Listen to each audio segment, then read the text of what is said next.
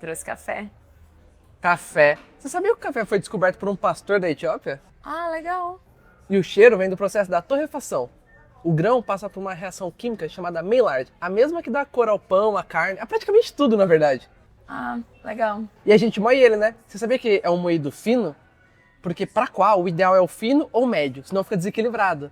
Sabe quando você sente um gosto amargo? Então, é físico, não é psicológico. Eu só tomo pela cafeína mesmo. Ah, cafeína. Você sabia que ela bloqueia os receptores de adenosina no cérebro? E é por isso que a gente sente mais energia? Mas na verdade é só o cérebro sendo enganado. E você sabia que existem várias formas de enganar o cérebro? Eu posso te citar várias aqui. Por exemplo, Chega, Yuri, já deu. Meu Deus do céu. você tá meio estressada, Mayara? Você sabia que isso é um sinal de que seu corpo tá liberando cortisol, né? O cortisol é um hormônio produzido pelas glândulas suprarrenais, que fica logo acima do rim. Ele é conhecido como o hormônio do estresse, hein? Cuidado! Ah, inclusive, posso fazer um negócio rapidinho? Mas o que você vai... Mayara, Bem melhor.